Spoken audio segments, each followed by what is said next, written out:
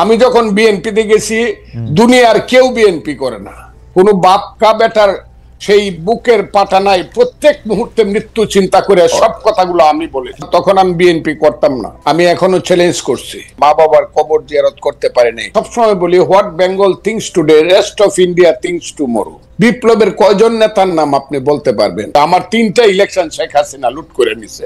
আওয়ামী লীগের লিখতে 10 বছর সময় লাগবে। অনেক সময় মনে হচ্ছে যে আপনি আওয়ামী লীগের ভয়েসে বা কণ্ঠে কথা বলছেন, বা আওয়ামী লীগের সুরে সুর মিলিয়ে কথা বলছেন। ফজলে ভাই, আপনি যদি আমাদের একটু বলতেন।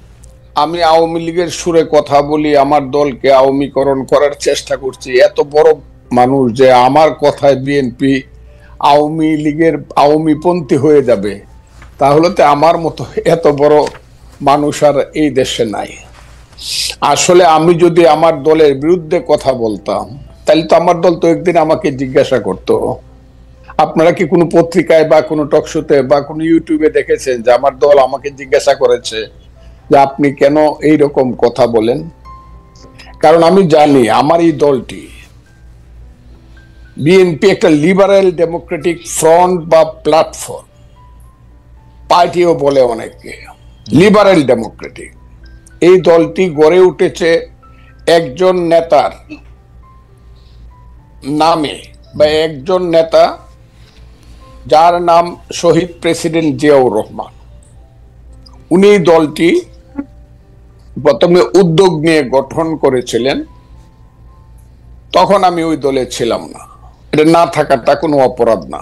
আমি তখন ছাত্রলীগের প্রেসিডেন্ট ছিলাম, বা ছাত্রলীগ করতাম, বা আওয়ামী লীগ পন্থী বা বঙ্গবন্ধু, সেটা ভিন্ন ব্যাপার।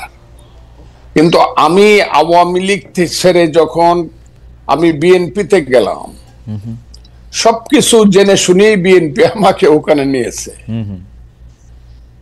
এবং বিএনপিতে যখন 2018 সনে আমাদের নেত্রী, দেশ নেত্রী বেগম খালেদা জিয়া জেলে চলে যাবেন 8ই ফেব্রুয়ারি 2018 সন, এর 5 দিন আগে 3রা ফেব্রুয়ারি লা মেরিডিয়ানে একটা মিটিং হয়েছিল উত্তরায়।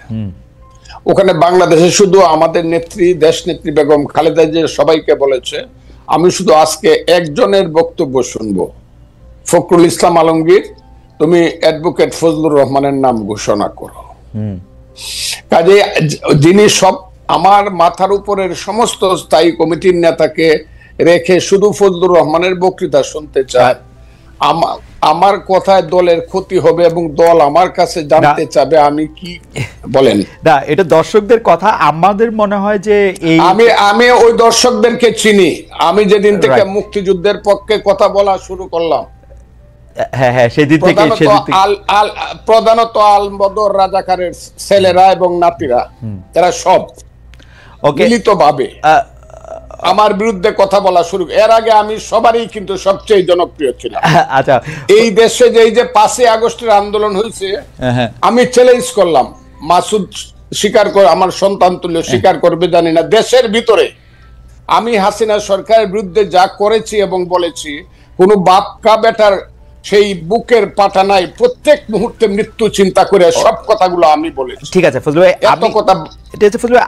আমি শুধু 2-3টা জিনিস একটু খালি ক্লিয়ার হওয়ার জন্য। এক হচ্ছে যে আমিও আপনার সাথে একমত যে হয়তো আপনার কথাগুলি জামায়াতের এগেইনস্টে গেলে জামায়াত এবং তার ছাত্র সংগঠনের লোকেরা নানা ধরনের কথা বলতে পারে। আমি শুধু 2-3টা জিনিস একটু কুইকলি জানতে চাই। 90-এর গণ আন্দোলনের পরে 3 জোটের রূপরেখাতে যখন ছিল, কোনো দলই স্বৈরাচার বা রাজাকারদের কাউকে নিবে না। বিএনপি সবার আগের থেকে গিয়ে যখন তাদেরকে নিল, বা 2001 সালে যখন তাদেরকে পতাকা দিল গাড়িতে, তখনও কি আপনি একইভাবে প্রতিবাদ করেছিলেন? আমি প্রতিবাদ করা না করার প্রশ্ন না, তখন আমি বিএনপি করতাম না। তখন আমি বাংলাদেশে কৃষক শ্রমিক জনতা লীগ নামে, জি, কাদের সিদ্দিকী সাহেবকে নিয়ে, বীরুত্তমকে নিয়ে আমি একটা নতুন দল করেছিলাম, জি, যার নাম কৃষক শ্রমিক জনতা লীগ। এবং 2001 সনে আমি গামছা মার্কা নমিনেশন নিয়ে, গামছা মার্কা নিয়ে ইলেকশন করে আব্দুল হামিদের সাথে কন্টেস্ট করে, অনেকে বলে পাস করছিল, গণায় আমি ফেল করছিলাম, তাদের গণায়। ওকে, আমার কথাটা বুঝেন। আমার ওইটা আপনি দেখে নেন, আমার সাথে গামছা মার্কা এবং নৌকা মার্কা ভোটের ডিফারেন্স কত ছিল। যা হোক, আমি সেটা বলতে চাই না। কাজে আমার তখন প্রতিবাদ করা না করা, আমি তখন আরেকটি রাজনৈতিক দল করতাম। এখন যদি আপনি আমাকে আইসা 26 বছর পরে জিজ্ঞাসা করেন আপনি প্রতিবাদ করছিলেন কিনা। আমি তো সেদিন বিএনপি করতাম। ওকে, এটুকে আমার জানার ছিল। আপনি যখন বিএনপিতে জয়েন করেন তখন কি এই ব্যাপারগুলিকে এভাবেই দেখে আসতেছেন? তো আপনি যখন বক্তৃতা দিচ্ছেন, বেগম জিয়াও শুধু আপনাকে শুনতে চাচ্ছেন, তখনও কি আপনি এই ব্যাপারগুলিকে এইভাবেই পাশে আসছেন? কেন আমি এই প্রশ্ন করছি, আমরা কিন্তু দেখেছি যে বিএনপির বর্তমানে যিনি ভারপ্রাপ্ত চেয়ারম্যান আছেন, তিনি বঙ্গবন্ধুকে পাক বন্ধু বলেছেন একাধিকবার। তো সেইটা আপনার রাজনীতির সাথে ঠিক নাকি? বিএনপি একটি বহু মতের দল। আমি বলি বিএনপি, আমি বললাম বহুমতের প্ল্যাটফর্ম। এখানে অনেক ফুল আছে এই বাগানে, অনেক ধরনের ফুল আছে। আমি সেখানে গেছি এবং কথা বলেই গেছি। তখন তারেক রহমান সাহেব দেশে ছিলেন না। আমি যখন বিএনপিতে গেছি, দুনিয়ার কেউ বিএনপি করে না 2006 সনের নভেম্বরের পরে। আমার কথাটা খুব বুঝার চাই, কেউ বিএনপি করে না। জামাতও বিএনপি থেকে সরে গেছে। আমি যখন বিএনপিতে গেছি তখন তারা দূরে দূরে চলে গেছে, 1-11 আইসা গেছে। আমার কথাটা বুঝেন, আমি তখন কিন্তু বিএনপিতে গেছি দুঃসময়ে, এবং আমি সব কথা বলে গেছি। আমার কথাটা খুব ক্লিয়ার। আমি দেশনেত্রী বেগম খালেদা জিয়া কি বলবো কি করব আমি ক্লিয়ার বলে গেছি। আমি আপনার দল করব, আপনি আমাকে চান। দেখেন উনি কিন্তু এখনো জীবিত, কাজে উনি কথাটা লন্ডন থেকেও শুনবেন, সবাই শুনবে। আমি ওনাকে বলছি, আপনাকে আমি সাংঘাতিক পছন্দ করি, মারাত্মক ভাবে। যখন আমি ছাত্রলীগের প্রেসিডেন্ট ছিলাম তখন আপনাকে আমি ভীষণ পছন্দ করতাম, আপনার নিজস্ব চিন্তাধারার জন্য। আপনি সব মানুষকে সম্মান করেন। তবে নেত্রী, আপনি যদি আমাকে নেন, একটা কথা বলে দেয়, আমি কোনো কারণে মুক্তিযুদ্ধের আদর্শের বাইরে যাব না। মুক্তিযুদ্ধের আদর্শের বাইরে যাব না। আমার মতো করে আমি কথা বলবো। এতে যদি আপনি আমাকে নেন নিবেন, না হলে নিয়েন না। আমি সব কথা বলেই গেছি। কিন্তু আপনারা, আমার মনে হয় যে ফজলু ভাইয়ের কথা আমরা সবসময় শুনে আসতেছি, দর্শকরাও আজকে একটা পরিষ্কার হলেন। আমি ফজলু ভাই, আমি একটু প্রশ্নটা আপনাকে করে রাখি। আপনি মুক্তিযুদ্ধের আদর্শের বাইরে না যাওয়ার ব্যাপারে আপনার একটা স্পষ্ট অবস্থান আছেন এবং একটা জোরালো অবস্থান আছে। আমি আপনাকে প্রশ্ন করতে চাই যে 53 বছর পার হয়েছে মুক্তিযুদ্ধের পরে, 54 বছর টু বি এক্সাক্ট, মানে নাম্বারের দিক দিয়ে। মুক্তিযুদ্ধের আদর্শের বাইরে বা মুক্তিযুদ্ধের আদর্শের ভিতরে আপনি বাংলাদেশকে কতক্ষণ দেখেছেন? কোন সময়টাকে আপনি মুক্তিযুদ্ধের আদর্শের ভিতরে দেখেছেন সেটা আমরা একটু। আমি এই সরকারের বিরুদ্ধে ক্রিটিক্যাল। এই সরকার যারা আনছে, আমি এখনো চ্যালেঞ্জ করছি। গত 10 বছর, আমি 15 বছর আওয়ামী লীগ সরকারের বিরুদ্ধে আমি যা করছি, আমি যা বলছি, আমার নামে যে রাষ্ট্রদ্রোহ মামলা হয়েছে, আমাকে যে আমেরিকাতে নির্বাসনে রাখা হয়েছে, আমাকে যে জেলে রাখা হয়েছে, এই আমি 10 বছর বাড়িতে যাইতে পারি নাই, মা বাবার কবর জিয়ারত করতে পারি নাই হাসিনা সরকারের সমালোচনা করার কারণে। আমি যতবার হাসিনা সরকারকে ফ্যাসিস্ট বলছি, ফ্যাসিস্ট বা যে শব্দটা, এটাই আমি প্রথম এস্টাবলিশ করছি সবার আগে। আমি একটা কথা সবসময় বলি, what Bengal things today, rest of India things tomorrow. Gokhale নামে একজন মহান ব্যক্তি এই কথাটা বলেছিলেন।